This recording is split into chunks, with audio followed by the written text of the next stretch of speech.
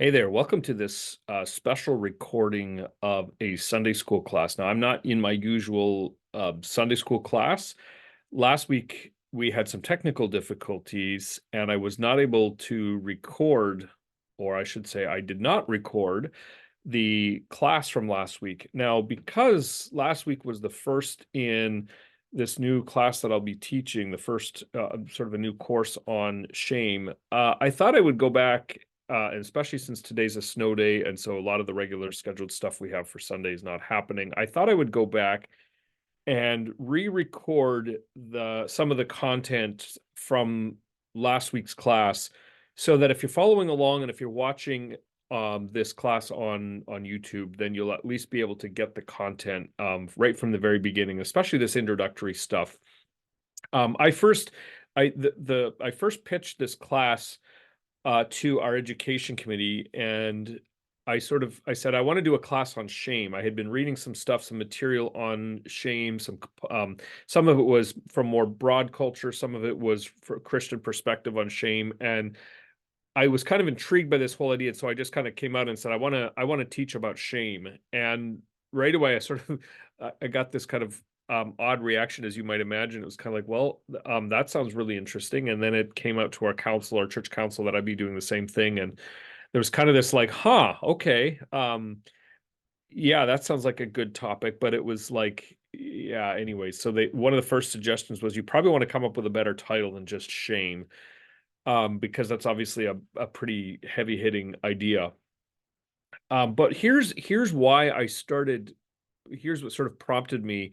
As I said, I've been reading some stuff. I came across a book by someone pretty well known in mainstream culture, someone named Brene Brown, and then I read a book, I read a book by her, watched a TED Talk by her. Then I read some other stuff by a Christian psychiatrist named Dr. Kurt Thompson, and all of this stuff really centered on the topic of shame. And I just became curious about this, but I was a little bit reluctant at first, because my concern was that I would just be sort of repeating Christian, or not even necessarily Christian stuff, but I would just be repeating kind of pop psychology stuff, and I didn't want to do that. Um, I wanted to, so I was a little hesitant. I wasn't sure if I wanted to actually even teach a class like this, or at least as I started to get into it, I became a little bit hesitant, like, what have I got myself into? But one of the things that occurred to me is that what I've come to see is that the gospel is not just about what God does with us in terms of our guilt, but it's also what does he do with us in terms of our shame. And I'm gonna open just with one example about what that means. You'll find it in the book of Hebrews. I'm going to share my screen here so you can at least kind of read along. In Hebrews chapter 12, this is what it says. It says, "Therefore, since we are surrounded by such a great cloud of witnesses, let us throw off everything that hinders and the sin that so easily entangles, and let us run with perseverance the race that is marked out for us, fixing our eyes on Jesus, the pioneer and perfecter of the faith. For the joy set before him, he endured the cross, scorning its shame, and he sat down at the right hand of the throne of God. Consider him who endured such opposition from sinners, so that you will not grow weary and lose heart."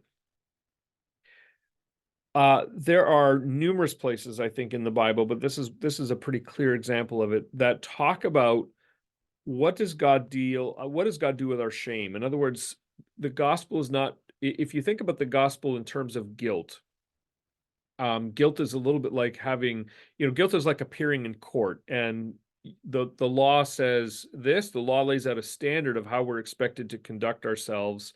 And you might be, if you're accused of a crime, you're accused of violating that standard. And if you do, you're guilty. And so you have an attorney that comes in and defends you and tries to explain why you didn't break that law, or why it was reasonable that you acted the way that you did. And hopefully you get acquitted. And in one sense, that's what the gospel accomplishes. You and I, God has this standard for how he calls us to live, loving God above all else, loving others as much as we love ourselves. And we violate that standard. And so objectively, we're found guilty, and God in Jesus provides the remedy for that. God uh, God provides Jesus who lives the perfect life that we could never live and dies the death that we deserve so that we might be adopted as his children. And we're thus acquitted. We are found not guilty on the basis of Jesus, or we're declared righteous is probably a better way to say it. We're declared righteous on the basis of Jesus. That's how God deals with our guilt.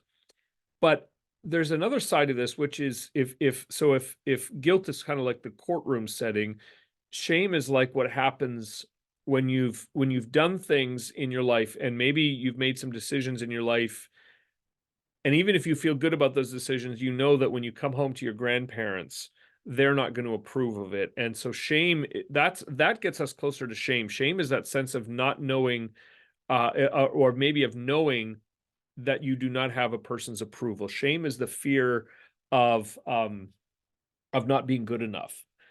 And what I've now there's a lot more we're going to unpack about the whole idea of shame, but one of the things that one of the implications of human fallenness, of human sin and guilt, is this reality of shame. And I'm going to try to explain and make the case and try to lay out for you the ways that shame permeates all of our life. And then the question becomes, well, what do we do about that? And does the gospel say anything about that? Does the good news of Jesus actually speak into that? And I want to make the case that yes, indeed it does. That God not only deals with the problem of our guilt, but he also deals with the problem of our shame. And so what I want to try to do as time goes on, I want to try to make the case that I want to try to make the case, that um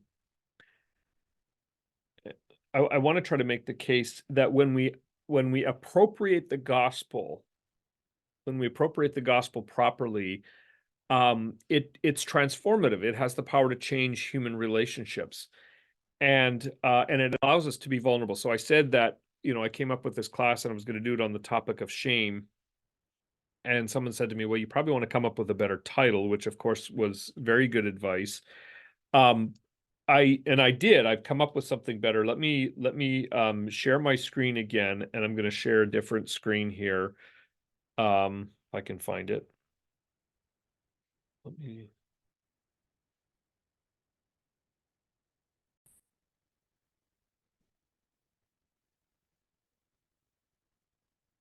So here it is: shame, redemption, and the power to be vulnerable. That's what we're going to be looking at, because if shame is our problem, redemption is what God does to deal with that problem, and that then creates and enables us, among other things, it enables us to be vulnerable people. It enables us to live in the sort of relationships that God intends for us. I thought I'd maybe just open by telling a little bit of my own story. In middle school, I was a kid that was not. I did not fit in my class. I was sort of the kid that, if there's a totem pole, I was probably, in terms of popular kids and unpopular kids, I was probably near the bottom. And of course, when you're in middle school, that's really hard, right? That's a really tough thing to deal with. You get picked on all the time. You get made fun of. You're self-conscious about how you dress, about your hair, about your looks. You're self-conscious about what you say because you're always worried about getting picked on and targeted and made fun of. And that's a really tough place to be. And many of us experience that in different ways. Maybe you've had that in your own life as well. I went through sixth, seventh, eighth, ninth grade, really dealing with a lot of that, not really having, close friends that I could count on, not really having people in my life that, that I felt like I could be myself with. And so ninth grade rolls around, I just, starting into high school in Canada, where I grew up, high school starts in 10th grade, not ninth grade. And so at the end of ninth grade, I'm actually kind of worried about starting high school because I'm going to this new place. Some of my classmates from middle school would have been going on with me, but many of them, and so, but then you're also with all these new people. And so what and I was really afraid of how I was going to fit in. I was actually really quite worried and anxious about what it would be like to fit into this new school and with these new people and so on. And so what I did, I remember this moment in time where I made a conscious decision. I said, what I'm going to do is I'm going to try to become the class clown, and I'm going to try to become the funny kid.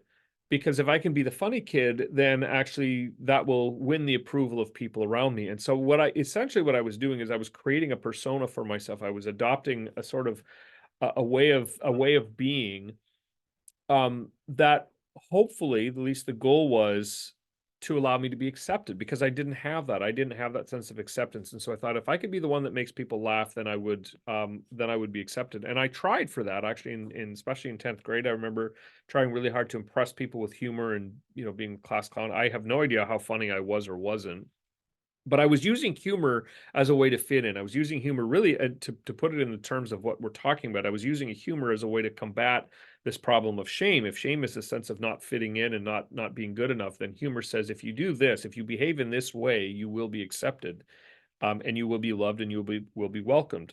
So what I was doing is I was building an identity that hopefully would allow me to be accepted. Now, the strange thing is, and I'll kind of extrapolate here a little more than, kind of go beyond just the problem of shame, is it didn't, in one sense it worked, and in one sense it really didn't. In the one sense, I was pretty funny, and people actually, I think, responded well to it. To this day, I actually, just as a side note, I actually, I still probably use humor as a way, maybe not even always consciously. I use humor as a way to try to win people over, and try to, win acceptance in a group. It's probably my default crutch, if you will. Now again, who knows if I'm actually funny or not? I guess that's up to the to the viewer to decide, or the people who know me to decide. But that's what I was doing. I was trying to cope with this problem of inferiority. I was trying to cope with this problem of not fitting in and not being, found acceptable in that. Um, but it didn't work in the sense that, okay, even though I was accepted, even though I actually was able to kind of build bridges to people, and there was still this sense, internally, there was still this kind of internal sense that, I still don't feel like, I'm really truly deeply loved, at least by my peers. And so, there was this, especially in 10th grade, I remember there's this deep sort of angst or unhappiness in my own life. And spiritually speaking, I had to deal with that and kind of work through that, which I did, later in 10th grade, 11th grade. I had to deal with sort of deeper stuff, because sometimes the problem of shame, it ends up being sort of, you end up dealing with it on a superficial level. But all that to say, that's maybe just one example of one of the ways that in my own life, I've had to learn to deal with this problem of what does it mean to not be good enough? What does it mean to feel as if you're not good enough? And then how do you deal with it? And in this case, it was one of the ways that wasn't the most effective way at dealing with it. Um, I You got a thing for swans? Is this like a fetish? It's something. I thought maybe it would be, good. So that's my own example, but maybe it would be helpful if you start in your own life. Just think of some examples with me. Just kind of brainstorm with me. Maybe there's a time if you're on social media, or maybe it's even just you go back after work, after, on a Monday morning, and you come to find out that half of your colleagues at work have all been doing something together over the weekend. They all had a big get together. Or maybe you see on social media these posts about all your classmates that were having a really good time. They all went out to a concert, or they all went out to an amusement park, or they all went out, to someone's house, and they all had a wonderful time together. And they're posting all these pictures, and you were not included. You were not invited. And, you try to kind of just laugh it off, or you try to pretend it's nothing. But deep down, there's this there's this feeling like, why was I not a part of that? What is wrong with me?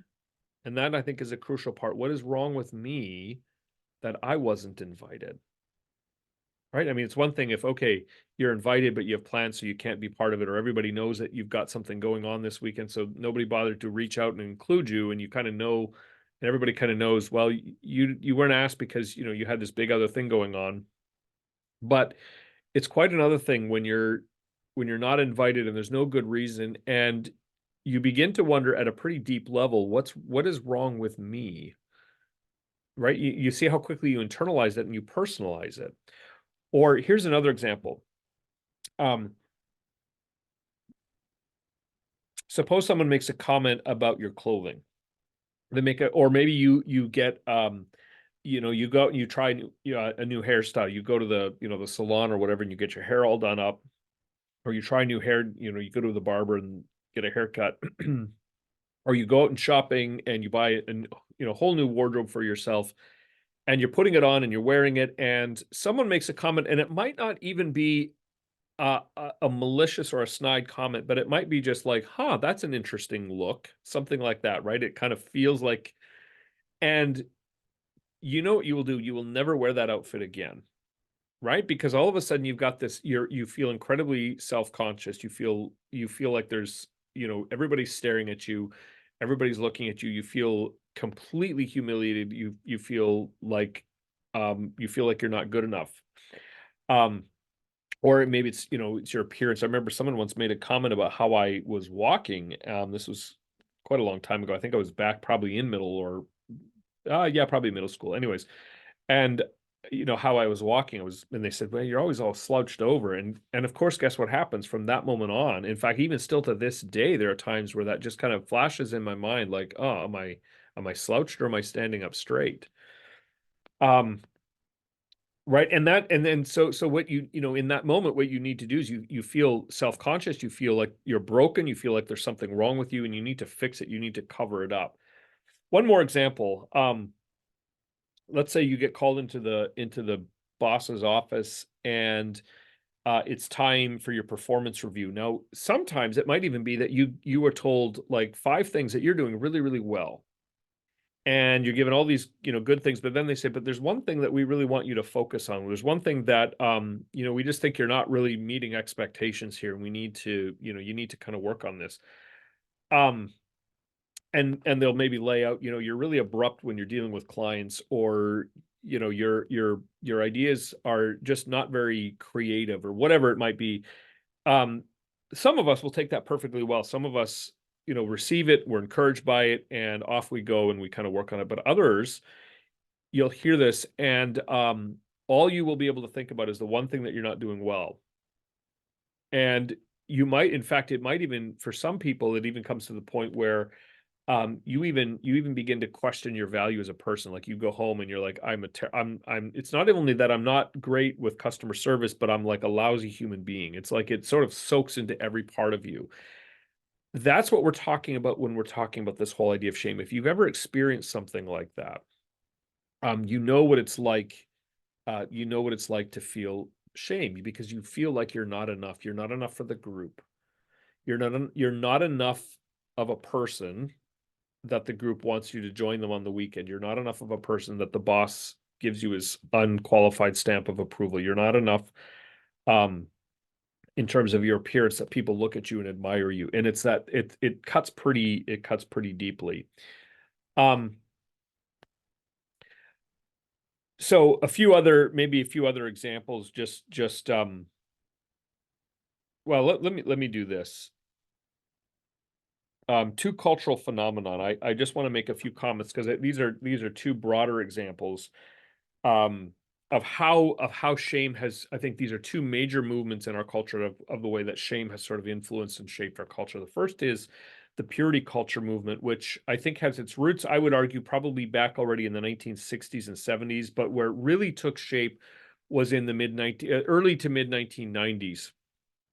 Purity culture, in case you're not overly familiar with it, was a movement that started with Lifeway Christian Resources. They were a publishing house, and they wanted to put together curriculum. They wanted to put together material that would encourage abstinence. And so they had this brainstorming meeting, and someone pitched this idea that said, well, what about a curriculum called True Love Waits? And it would be material that would be focused on exactly that, on promoting abstinence. And from there it grew. And if you're familiar with books like So I Kissed Dating Goodbye, even Passion and Purity by Elizabeth Elliot, that's sort of some of the root movement, but that sort of became popular again in the 1990s. Purity rings, purity balls, all of those sorts of things are representative of what purity culture is. Now, purity culture essentially teaches that if you follow these sets of rules, this series of rules related to sexual and romantic behavior, then you will be pure. And so it gets into the rules get into things like modesty. the rules get into how far can and should you go in a relationship before you're actually married. And the answer to that question was always really not very far at all. In fact, you probably shouldn't be even kissing before you're engaged, if not before your wedding itself. Um, it got into, making these public pledges and these public commitments to purity, to abstaining from marriage, from sex before marriage, wearing rings. I mean, it created this whole subculture. But the underlying idea was that if you follow these rules, then God will reward you with, eternal marital sexual bliss. Now, the problem with that, of course, is that for those that felt like they were measuring up, one of two things happened.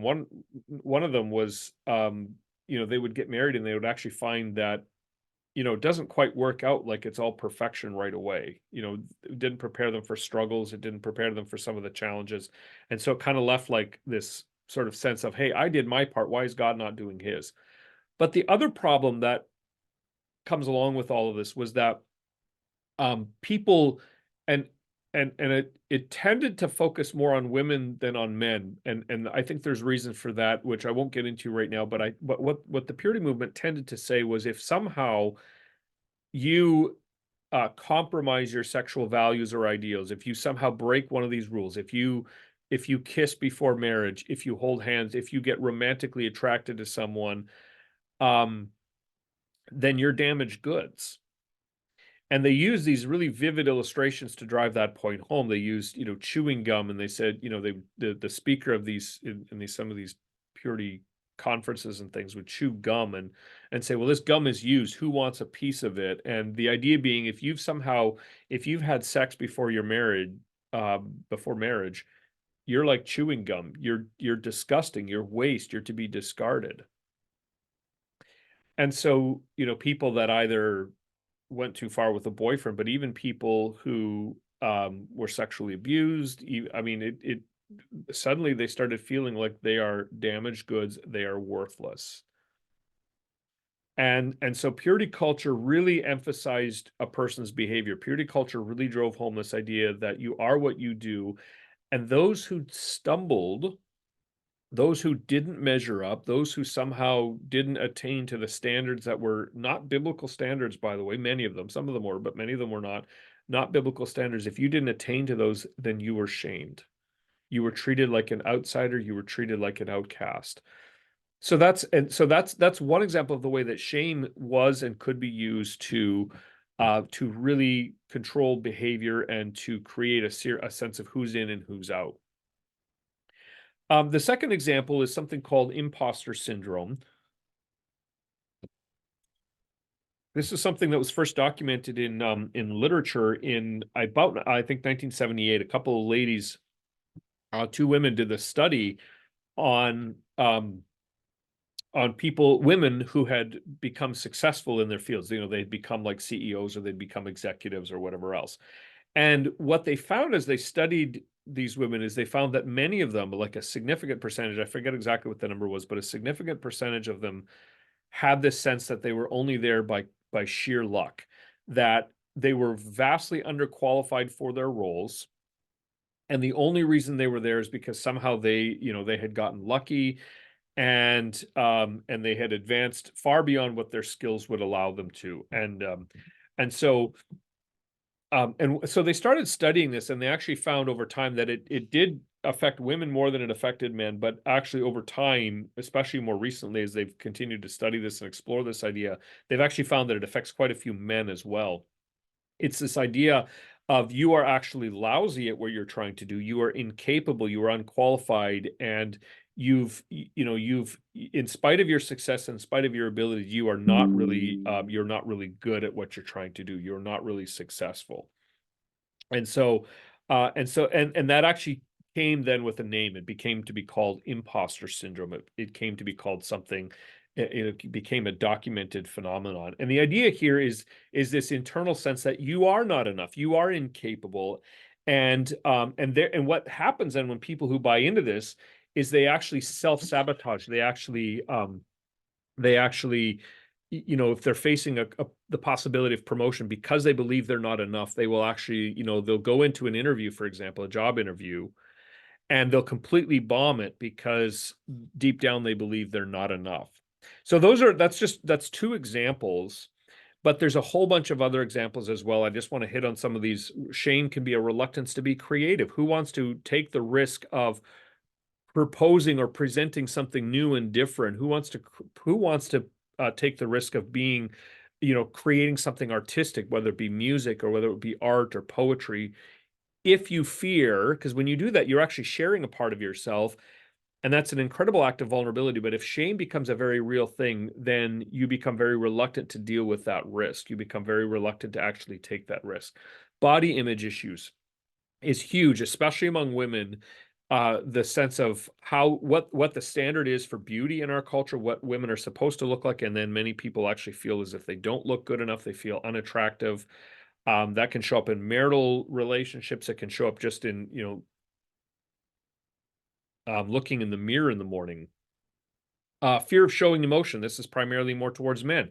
Men are taught and have been taught for a long time not to show emotion. Don't, you know, don't cry. Don't shed your tears, you know, because you got to be tough. You've got to be a man.